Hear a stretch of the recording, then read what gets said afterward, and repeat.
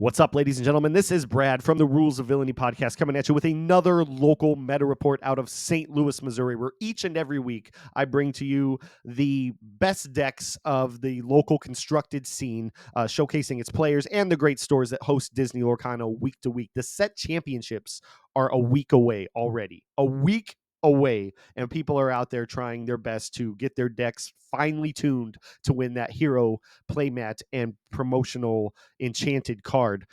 So it's a light week. We only have 4 decks this week because of Easter this past Sunday, and just a light week overall.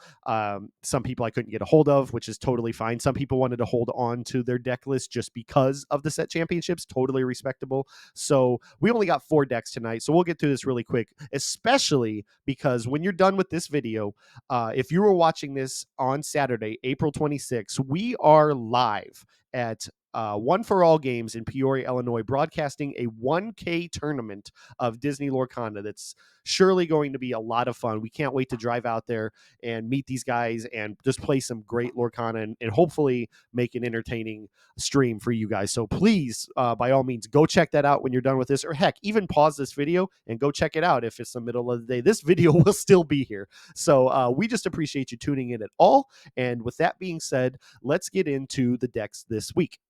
All right, our first deck of the week comes from the collector store from our friend and yours, Mr. Rudros himself, with his Ruby Amethyst deck from last week that went 3-0 on Friday. He opted not to change anything in the deck because why would he when he had that kind of success last week? This week, he ran into the Ruby Sapphire Shark Manor deck. He ran into the Ruby Amethyst Evasive deck, 2 very hard matchups. And then his third deck, his third matchup, unfortunately, was the one he lost, which was a green steel discard. He just got O2'd in. He was playing up against Justin, who was a North American Continental qualifier, who opted to keep his deck private just for the set championships coming up and wanting to secure that sweet Max Grecki Hero Hamada card and playmat even. So yeah, it seems like, all 3 of them very, very tough matchups, but Travis is a good player and got through the first 2 and just, ran into a wall probably with that discard. Discard is so mean. But one quick note, since we have a short video tonight, I do want to I touched on it on our podcast as well.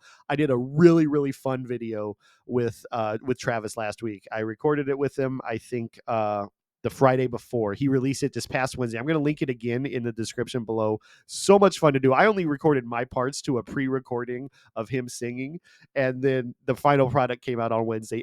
Absolutely delightful and just so fun to watch. I implore you to go check that out. We'll have a link in the description.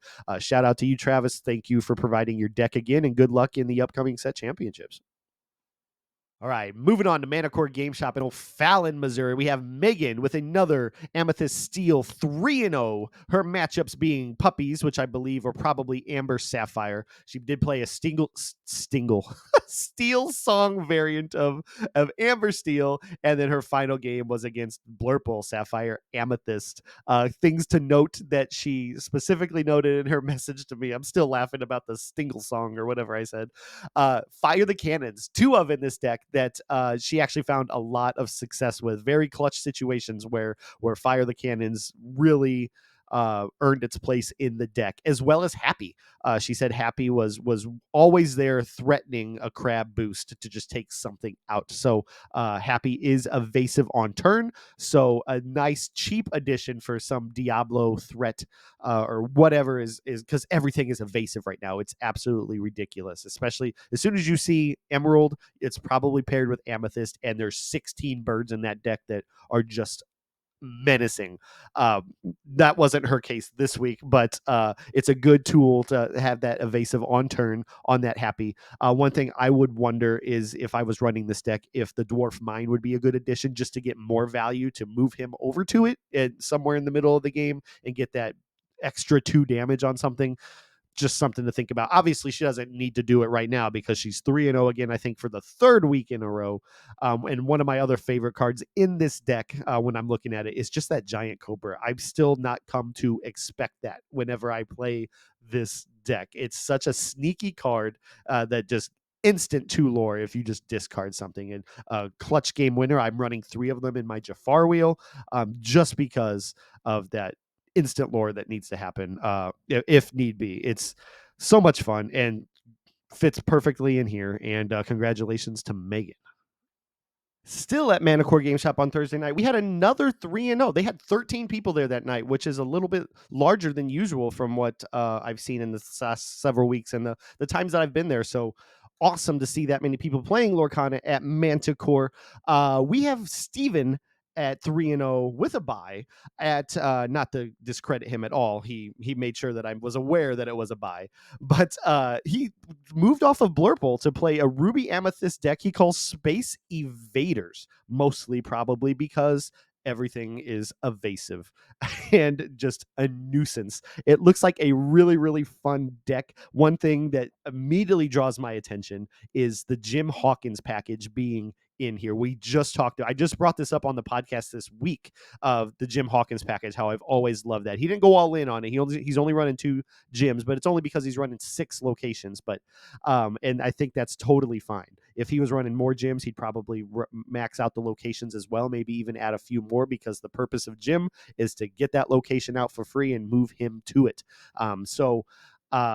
Really, really cool deck. We have the evasive stuff that we talked about with Peter Pan, making all the evasive characters gain rush. You got your Mauis, your Tremaines, your Maui Shark to bring back your Finders Keepers, your Friends, your Pirate's Life, and your Be Prepared. It's so, so mean. And not only that, he comes out with rush with that dang Peter Pan Shadow Finder.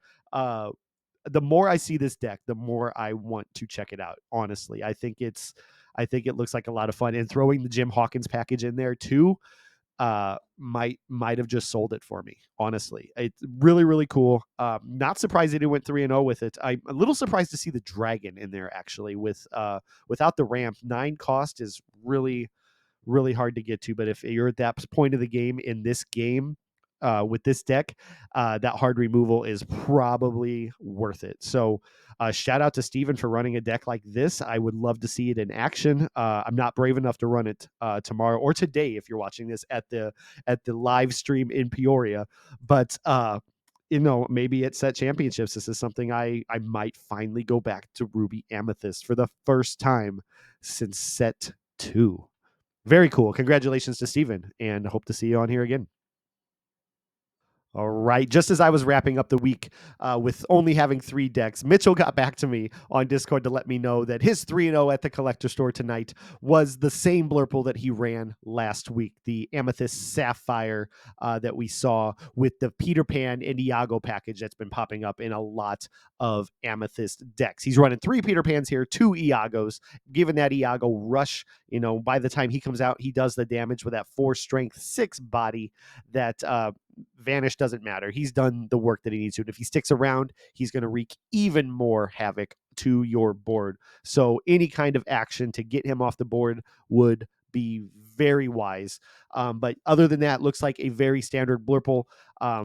2 Hades. I usually run 3 in that, but who am I to judge? He's the one going 3-0 with this. I haven't ran Snake for a while, so I'm happy to see Snake still getting a lot of good use here. But yeah, Blurple is on the rise. This is just one version of it. This is Mitchell's version of it, and it was 3-0 tonight, so congratulations to him.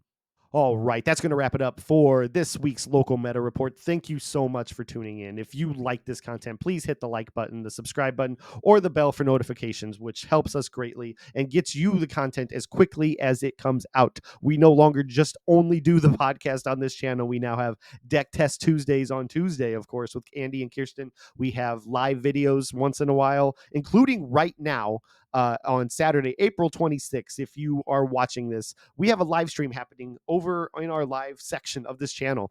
Go check that out. I'll have a link in the description below to make it even easier, where we're broadcasting a 1K from Peoria, Illinois, one for all games.